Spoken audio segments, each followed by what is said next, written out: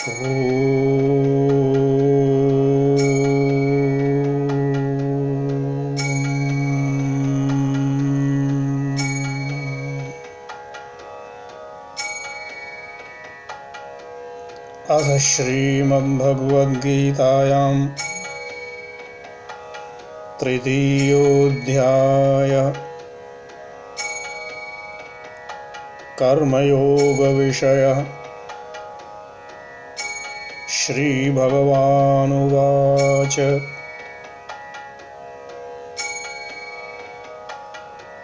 लोकेऽस्मिन् द्विविधा निष्ठा पुरा प्रोक्ता मया नघ। ज्ञानयोगेन सांख्यानां कर्मयोगेन योगिनाम्।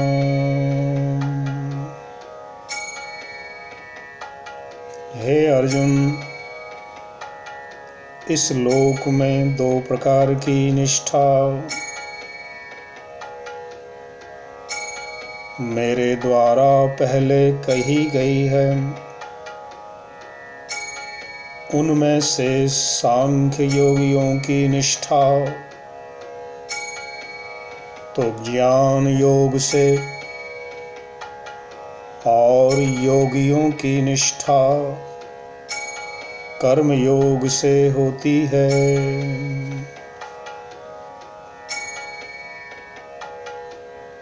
न कर्मणामनारम्भात्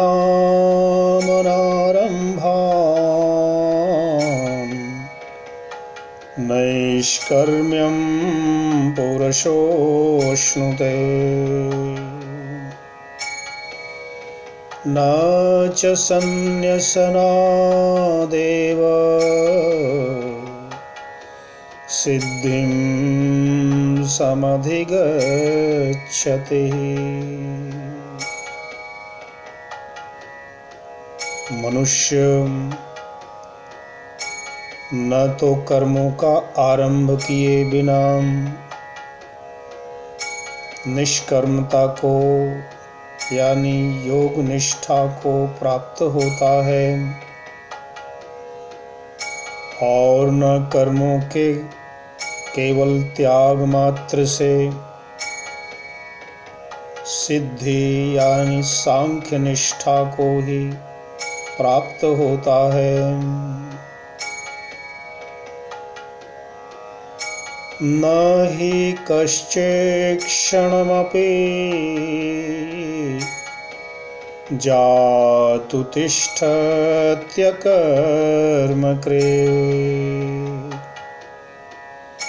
कार्यते ह्यवशः कर्म सर्वः प्रकृतिजैर्गुणैः।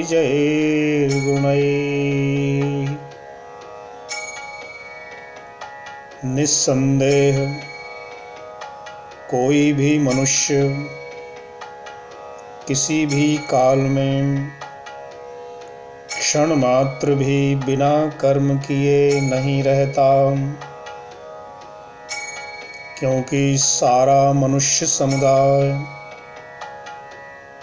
प्रकृति जनित गुणों द्वारा परवश हुआ कर्म करने के लिए बाध्य किया जाता है।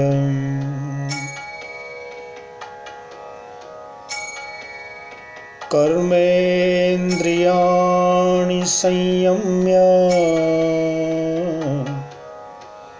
य आस्ते मनसा स्मरन् इंद्रियार्थान् विमूढात्मा मिथ्याचारः स उच्यते।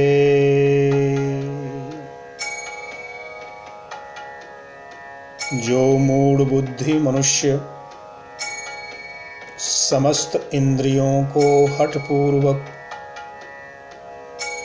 ऊपर से रोक कर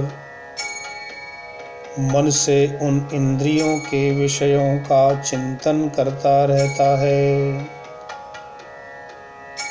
वह मिथ्याचारी अर्थात दंभी कहा जाता है।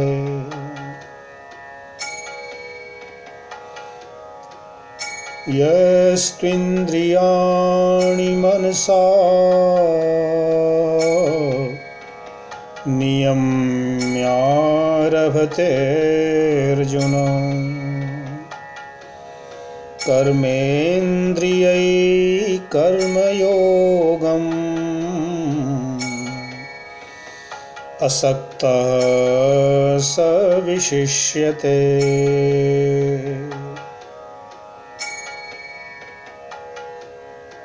किंतु जो पुरुष मन से इंद्रियों को वश में करके अनासक्त हुआ, समस्त इंद्रियों द्वारा कर्मयोग का आचरण करता है, वही श्रेष्ठ है। नियतं कुरु कर्म त्वं कर्म ज्यायो ह्यकर्मणः शरीरयात्रापि च ते न प्रसिद्ध्येद कर्मणः।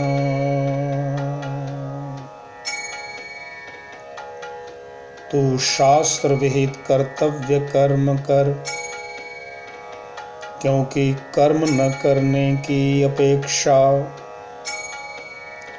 कर्म करना श्रेष्ठ है, तथा कर्म न करने से तेरा शरीर निर्वाह भी नहीं सिद्ध होगा। यज्ञार्थात् कर्मणोऽन्यत्र लोकोऽयं कर्मबन्धनः तदर्थं कर्म कौन्तेय मुक्तसंगः समाचर। यज्ञ के निमित्त किए जाने वाले कर्मों से अतिरिक्त दूसरे कर्मों में लगा हुआ ही यह मनुष्य समुदाय कर्मों से बंधता है। इसलिए हे अर्जुन, तू आसक्ति से रहित होकर उस यज्ञ के निमित्त ही भली भांति कर्तव्य कर्म कर।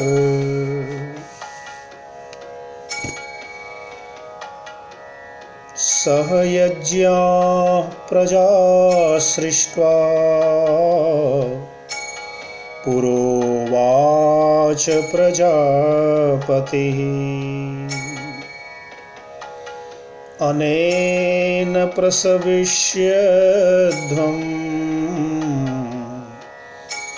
एष वोस्त्विष्टकामधो। प्रजापति ब्रह्मा ने कल्प के आदि में यज्ञ सहित प्रजाओं को रचकर उनसे कहा कि तुम लोग इस यज्ञ के द्वारा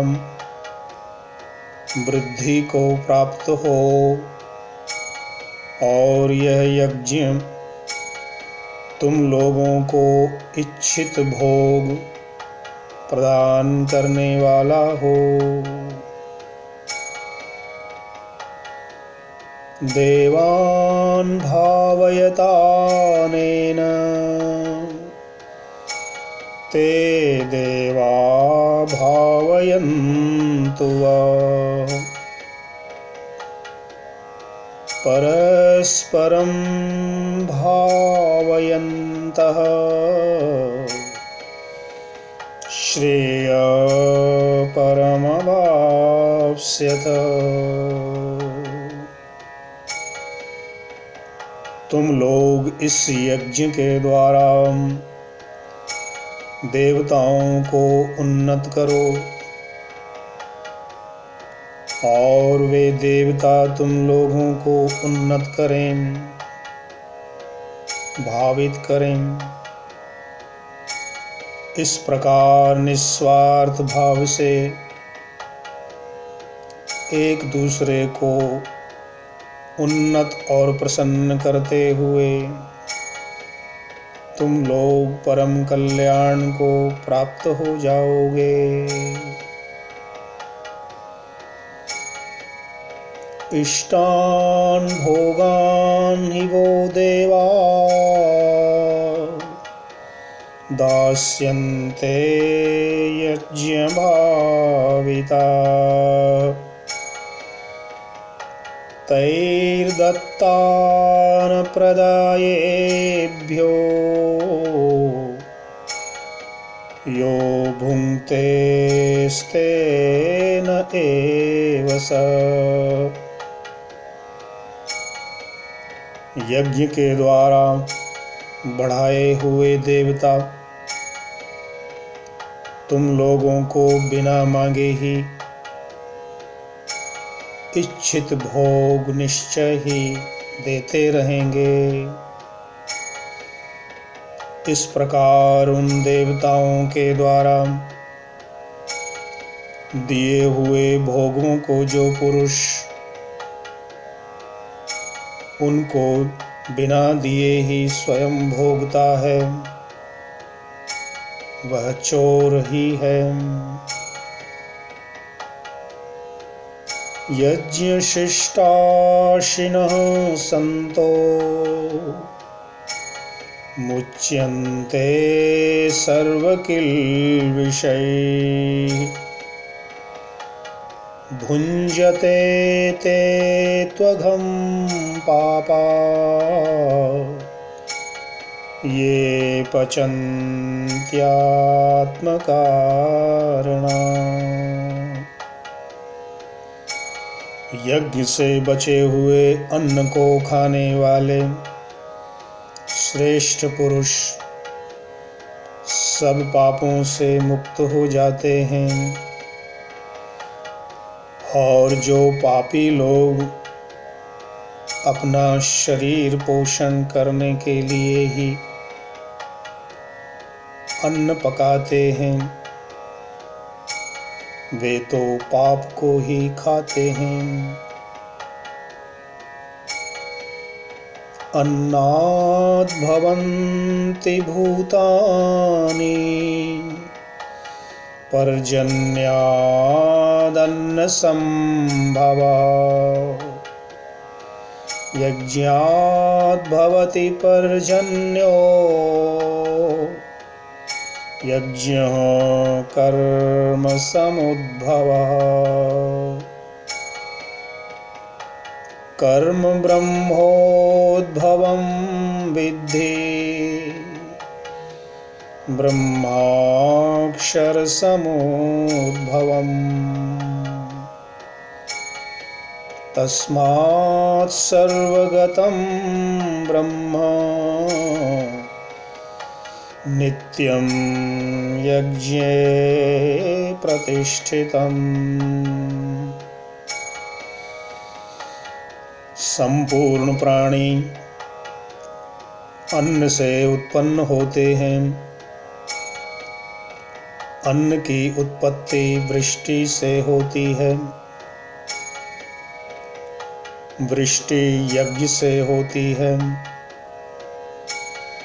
और यज्ञ विहित कर्मों से उत्पन्न होने वाला है।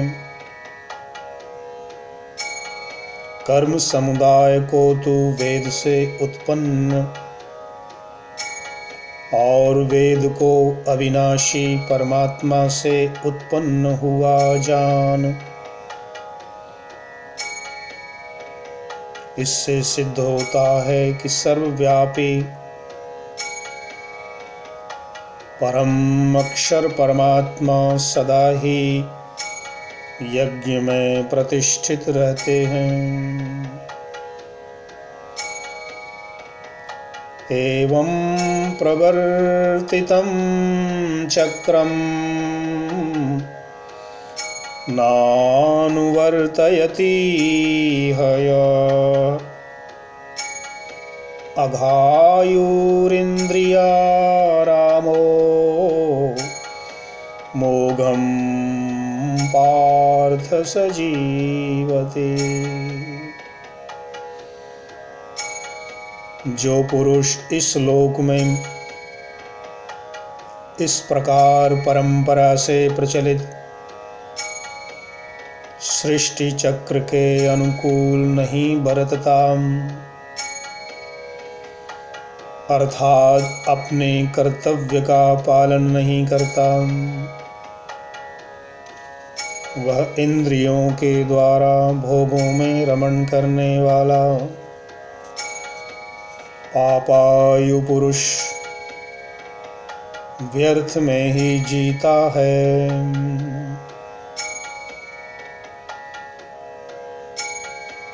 यस्त्वात्मरतिरेव स्यात् आत्मतृप्तश्च मानवः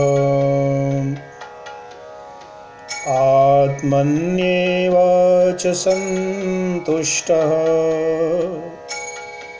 तस्य कार्यं न विद्यते। परंतु जो मनुष्य आत्मा में ही रमण करने वाला और आत्मा में ही तृप्त तथा आत्मा में ही संतुष्ट हो, उसके लिए कोई कर्तव्य नहीं है।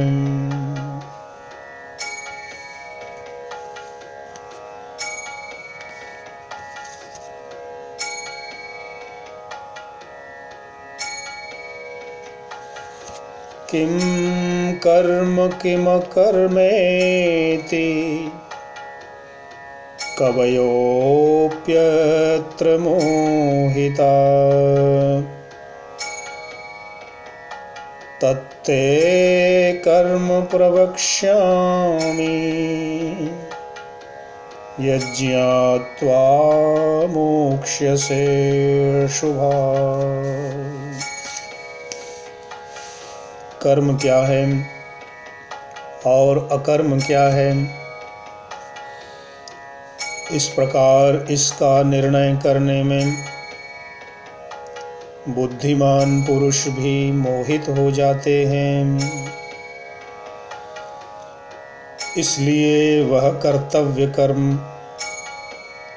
कर्म तत्व मैं तुझे भली भांति समझा कर कहूँगा, जिसे जानकर तू अशुभ से अर्थात कर्म बंधन से मुक्त हो जाएगा।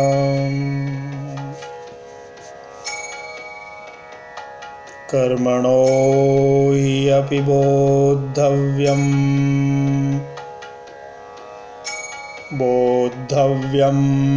च विकर्मणः अकर्मणश्च बोद्धव्यं गहना कर्मणो गति।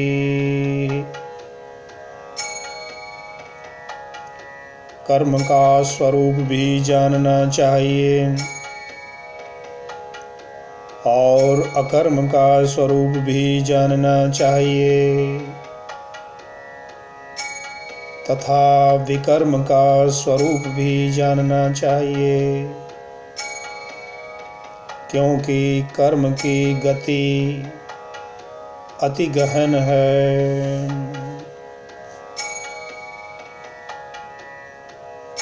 कर्मण्यकर्मं या पश्येत् अकर्मणीं च कर्मया स बुद्धिमान् मनुष्येषु स युक्तः कृत्स्नकर्मकृत्। जो मनुष्य कर्म में अकर्म देखता है और जो अकर्म में कर्म देखता है वह मनुष्यों में बुद्धिमान है और वह योगी समस्त कर्मों को करने वाला है।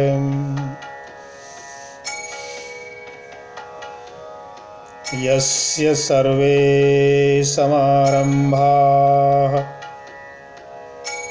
काम संकल्पवर्जिताः ज्ञानाग्निदग्धकर्माणम् तमाहु पंडितं बुधाः। जिसके संपूर्ण शास्त्र सम्मत कर्म बिना कामना और संकल्प के होते हैं तथा जिसके समस्त कर्म ज्ञान रूप अग्नि के द्वारा भस्म हो गए हैं, उस महापुरुष को ज्ञानी जन भी पंडित कहते हैं।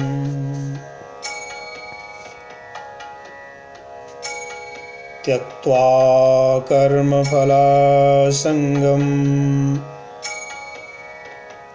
नित्यतृप्तो निराश्रयः कर्मण्यभिप्रवृत्तोऽपि नैव किंचित् करोति स। जो पुरुष समस्त कर्मों में और उनके फल में आसक्ति का सर्वथा त्याग करके संसार के आश्रय से रहित हो गया है और परमात्मा में नित्य तृप्त है, वह कर्मों में भली भांति वर्तता हुआ भी वास्तव में कुछ भी नहीं करता। निराशीर्यत चित्तात्मा त्यक्त सर्व परिग्रह शारीरं केवलं कर्म कुर्वन्नाप्नोति किल्बिषम्। जिसका अंतःकरण और इंद्रियों के सहित शरीर जीता हुआ है और जिसने समस्त भोगों की सामग्री का परित्याग कर दिया है, ऐसा आशा रहित पुरुष केवल शरीर संबंधी कर्म करता हुआ भी पापों को प्राप्त नहीं होता है। यदृच्छालाभ संतुष्टो द्वन्द्वातीतो विमत्सरः समसिद्धावसिद्धौ च कृत्वापि न निबध्यते। जो बिना इच्छा के अपने आप प्राप्त हुए पदार्थ में सदा संतुष्ट रहता है, जिसमें ईर्ष्या का सर्वथा अभाव हो गया है, जो हर्ष शोक आदि द्वंद्वों से सर्वथा अतीत हो गया है, ऐसा सिद्धि और असिद्धि में सम रहने वाला कर्मयोगी कर्म करता हुआ भी उनसे नहीं बंधता।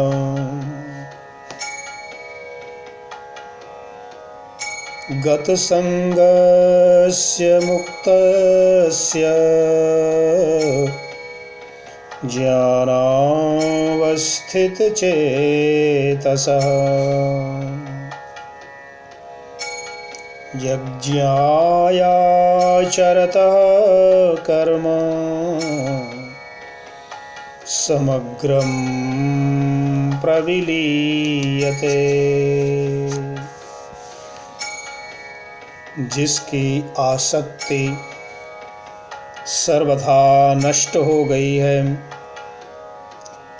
जो देहाभिमान और ममता से रहित हो गया है, जिसका चित्त निरंतर परमात्मा के ज्ञान में स्थित रहता है, ऐसा केवल यज्ञ संपादन के लिए कर्म करने वाले मनुष्य के संपूर्ण कर्म भली भांति विलीन हो जाते हैं।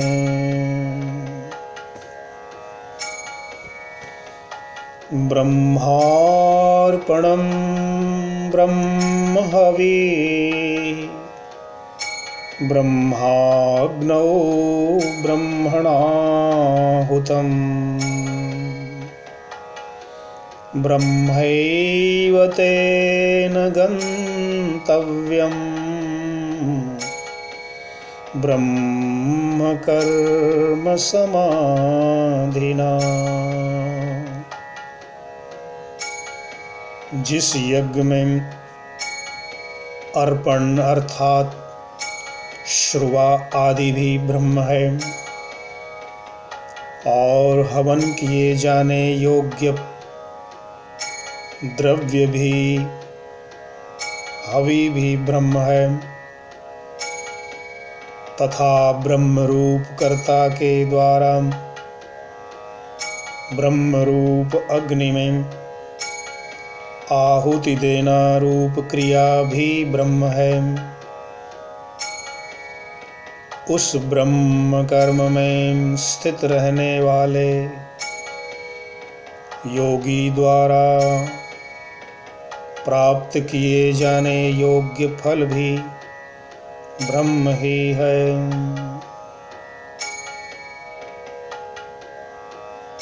दैवमेवापरे यज्ञम् योगिनः पर्युपासते ब्रह्माग्नौ परे यज्ञम् यज्ञेनैवोपजुह्वते। दूसरे योगी जन देवताओं के पूजन रूप यज्ञ का ही भली भांति अनुष्ठान किया करते हैं और अन्य योगी जन परब्रह्म परमात्मा रूप अग्नि में अभेद दर्शन रूप यज्ञ के द्वारा ही आत्म रूप यज्ञ का हवन किया करते हैं। श्रोत्रादीनि इंद्रियाणि अन्ये संयमाग्निषु जुह्वति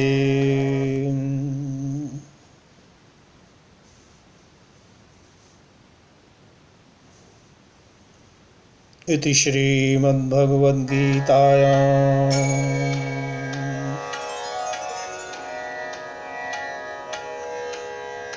यज्ञकर्म विषयः चतुर्थोऽध्याय।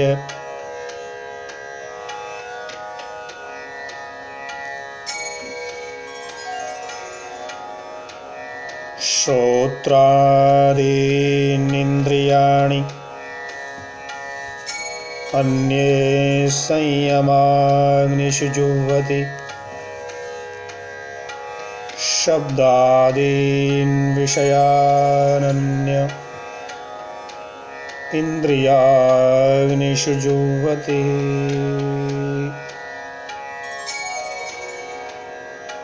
अन्य योगी जन श्रोत्रादि समस्त इंद्रियों को संयम रूप अग्नियों में हवन किया करते हैं और दूसरे योगी लोग शब्दादि समस्त विषयों को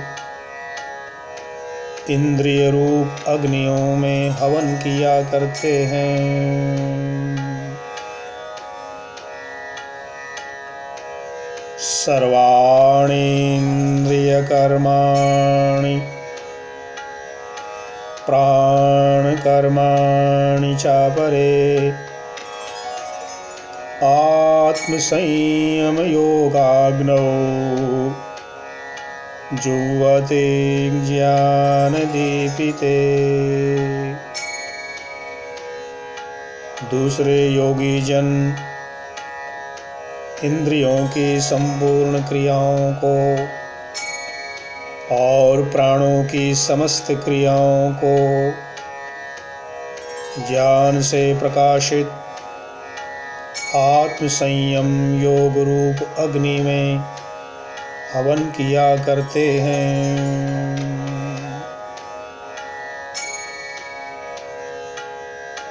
द्रव्य यज्ञास्तपो यज्ञा योग यज्ञास्तथा परे स्वाध्याय ज्ञान यज्ञाश्च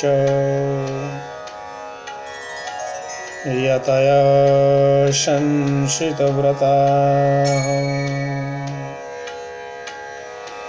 कई पुरुष द्रव्य संबंधी यज्ञ करने वाले हैं,